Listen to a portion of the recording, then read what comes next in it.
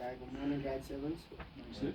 Okay, so last week we went through simple cost calculations, looking at our variable costs, our fixed costs, and our selling price. Okay, so open up to page 117 in your books. And I think we'll just do a quick recap because this will be in your test on Friday. So starting with the selling price is literally, you take your cost price, which is how much the actual product costs to make, plus your profits, so how much money you want to make from your product. So they call that your markup. So your CP, your cost price, plus your markup equals your selling price, how much you're going to sell that product for in the shops. So if I have a soccer ball and it costs me 50 Rand to make, I'm going to add 20 Rand profits, so I'm going to sell it for 70 Rand. Okay, everyone understand? Yes, sir. Good stuff.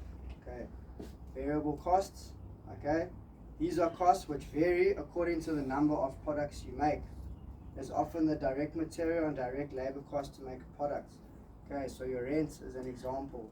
Okay, your phone contracts is another example, as well as your salaries and wages. Okay, they remain the same every month. Whereas now your fixed costs, okay, your variable costs are the ones that change. So your salaries and wages they remain the same. Okay, however, your electricity will change month to month. Okay, how much airtime you use and all that on your phones, that varies. Okay, but your fixed cost, that's your rent and your phone contracts, how much you pay for your phone, how much you pay for rent. Okay, everyone got that? Yes, sir. Good stuff. Okay, now today we'll turn to page 123. Okay, and we're going to be looking at key elements of starting up a business. Okay, so obviously when you start up a business, the first thing you need is a business idea. So what idea or what product or service are you going to provide to your customers? Okay, so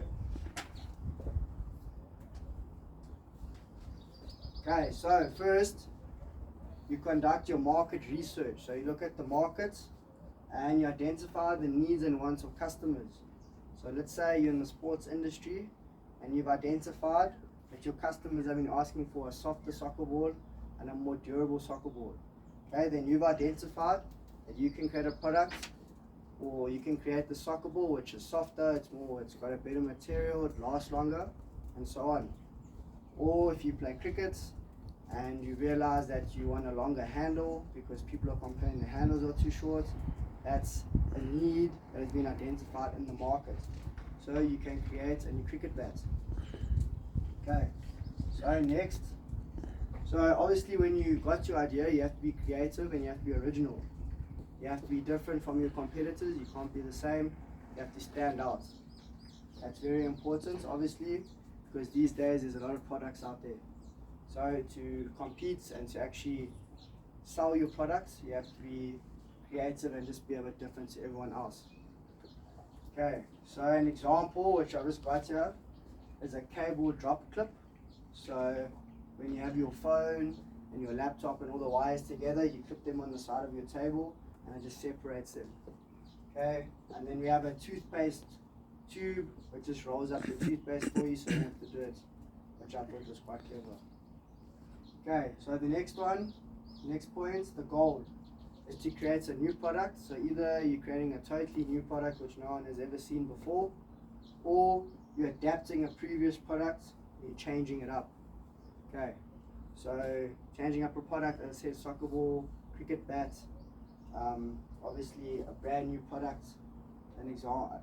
There's many examples. Okay, you can think of those on your own. Okay, then the last point is convenience. Convenience is critical. Obviously, you want to create a product which provides the most convenience to your customer. Okay, an example, the latest phones. Okay, they get more and more convenience in terms of tools and what you can do on them. Example, Bluetooth and so on. Okay, just makes it easier for the person. Okay. Okay. Right. Okay. So convenience. So now, what would be an example of a convenience service? A service that conveniences the customer. Matt. Probably like Uber. Yeah, Uber's a good one. Maybe like Checkers 60, sir. Exactly. Okay. So that's exactly what people are trying to do. Just create more convenience. So people already have products that do that, but now it's just more convenient because it's quicker, or it's cheaper, or it's just it's one of those. It's just more convenience. Okay, so now boys, you can take these notes down. I'll give you a minute, 2 minutes to do that.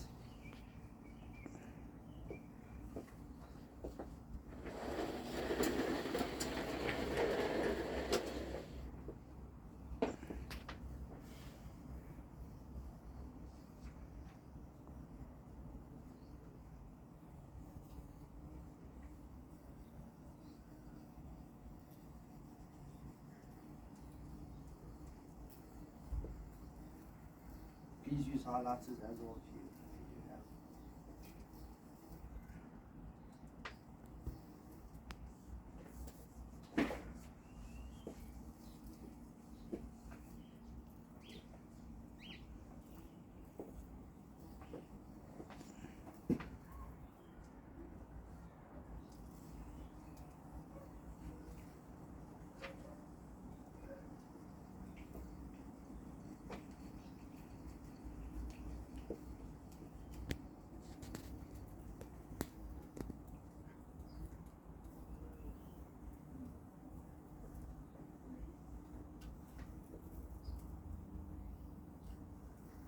Okay, last 30 seconds.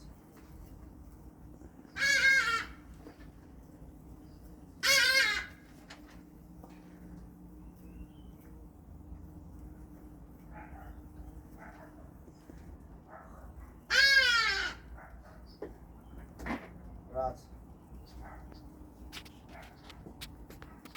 2, 1.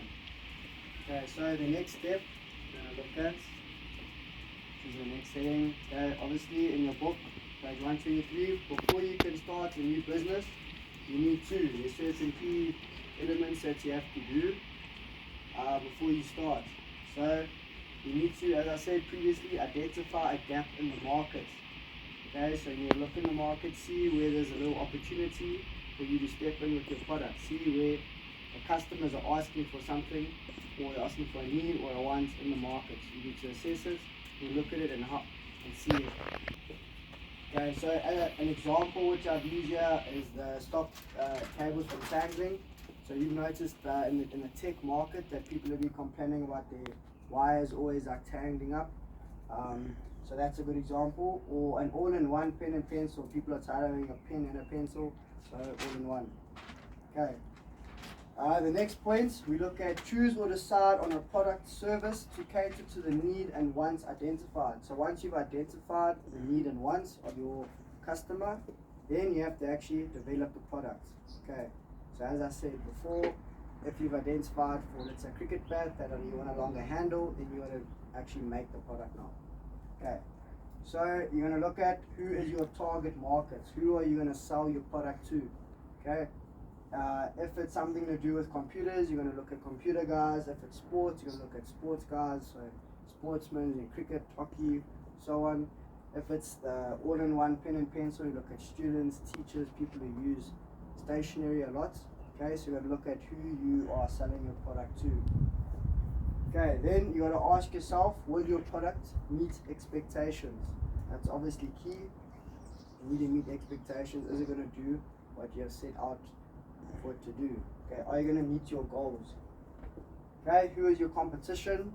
If, let's say for instance, I'm selling shoes, my competitors would be, an example, Adidas. Exactly, okay. So then you need to go to your competitors, you need to look at what materials they're using, who the manufacturers are, all that kind of stuff, and just try and see what they are doing and try to compete with them or be better than them. Okay. So last, who is your suppliers? This will come down to cost and travel. Okay. Where you're going to get your materials from, which are the cheapest ones, and how far do you have to, do they have to travel to bring those materials into the factory. Okay, so again, I'm going to give you 2 minutes to take these down. Okay, please highlight what I've highlighted. These are just the key points, just for studying purposes. Okay, so yeah, suppliers. Okay, so now I'm going to again give you guys 2 minutes just to take this down, because you'll need this for your test on Friday. And as I said earlier, I just highlight where I've highlighted, so that you know which is important. So in the test, you'll mainly just have to, I'll ask you what you have to do before you start a business, and you'll just write down these points.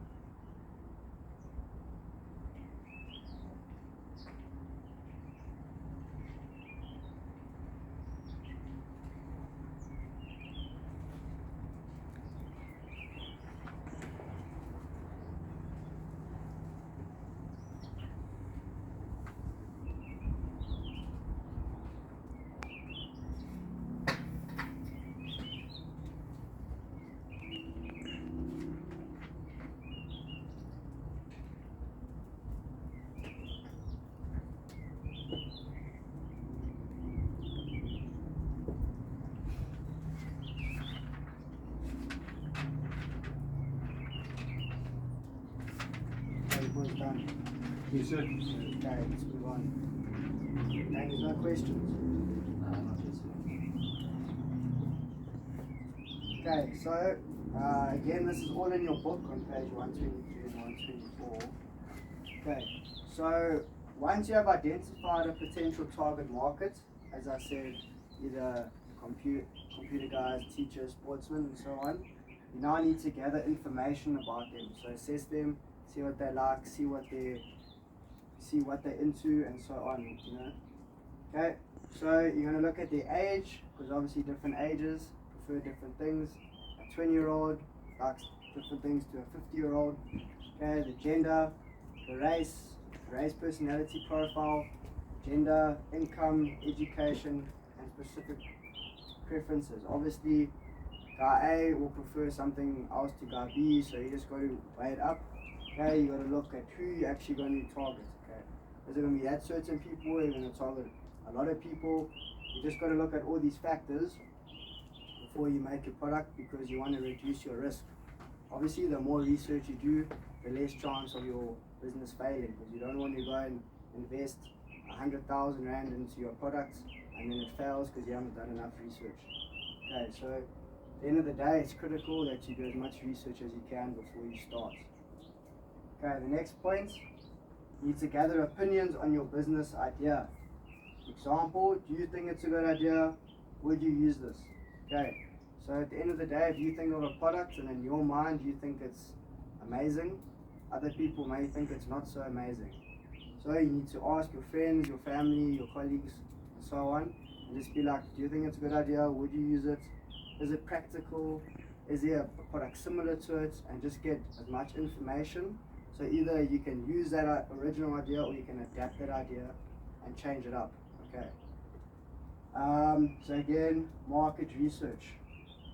All comes down to market research, just planning and seeing everything about the product, your customers, and so on. So getting these opinions and gathering this information, you would do questionnaires and surveys. You guys did this in your previous assignments, where you guys generated surveys on SurveyMonkey and so on, and you send them out to your friends and family, so you have a good idea what this is. Obviously, when you're in the business world, it's likely there's more higher order questions that you'll ask compared to what you guys did, but it follows the same kind of pattern, so it's very similar. So yeah, any questions? No, sir. Okay, you guys can take this down.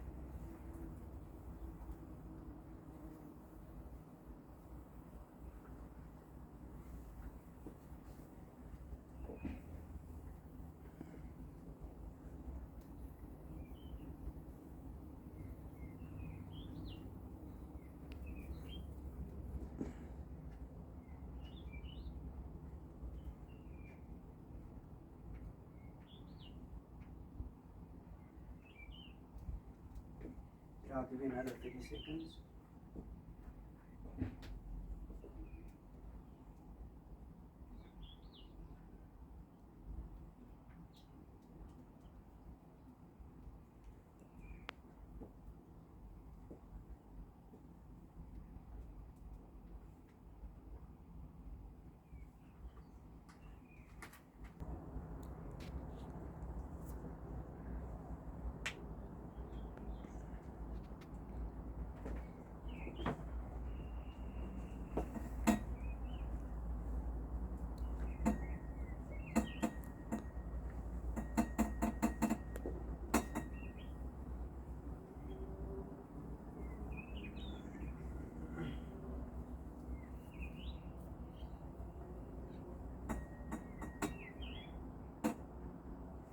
Okay, I'm just going to read this passage out of the book. So, when doing market research, decide on the method you would like to use. Obviously, a different questionnaire. You could do interviews, or you could drop a questionnaire to hand out to your potential target market.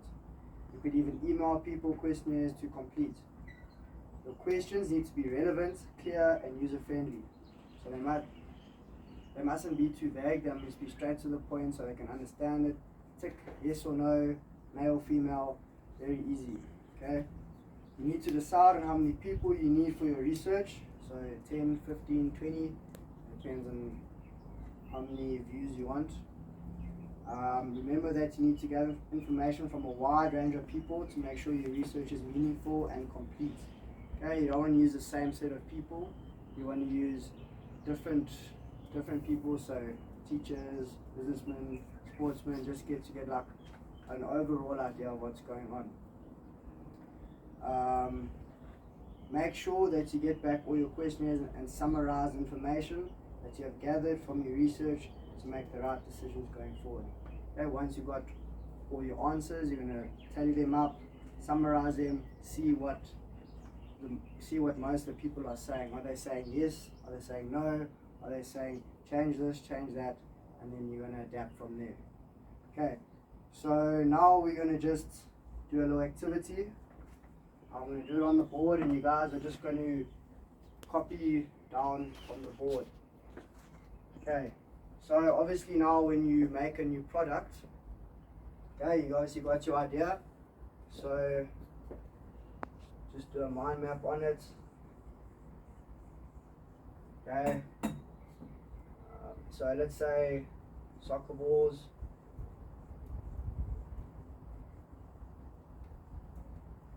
Okay.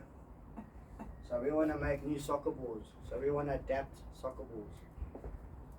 So now why do we want to do it? Our reason. Okay. So we can say they're too hard on the feet. Too hard. Okay. They deflate too easily.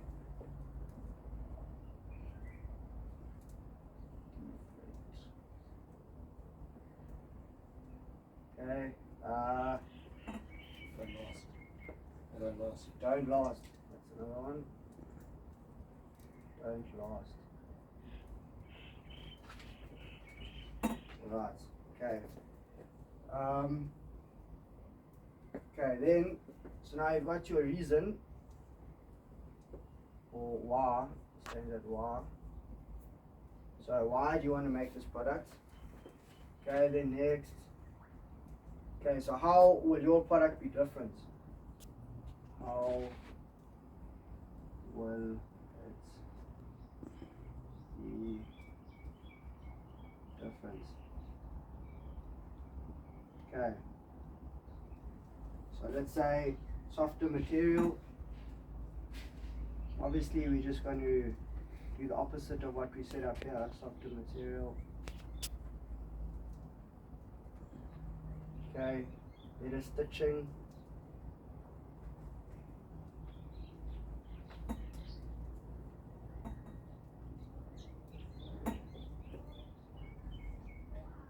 Okay, better stitching. Yeah. Different valve. It's a very good point. Different. Oh. Okay. So now we're going to ask another question. Who is our target market?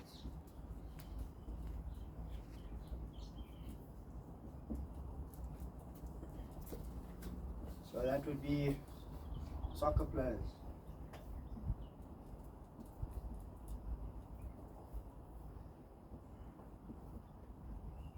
Soccer players, Schools that provide soccer as a sport. schools, Shops, sportsman's wares. yeah, sports shops. Okay, those are just a few examples. I'm sure we can just leave it there. Hey guys, let's also take this down in your books while As we go. yeah. Okay, who is our competition? Okay, so we can just say Nike, Adidas, Puma, basically other brands, other soccer ball brands.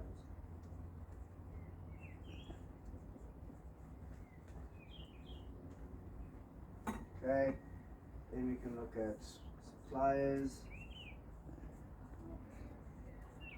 So for the stitching and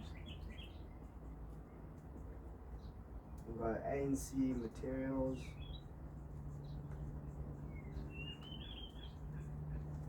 Then for the vowels we'll say ABC vowels. Pardon? Okay, and yeah. So we just have to, obviously when you're doing supplies, you'll have to phone them up, look at costs, look at where they're situated, will it be convenient? Okay, so obviously this is just a hypothetical scenario, but it kind of just explains the whole idea quite well, so you can take this in your book if you haven't finished it.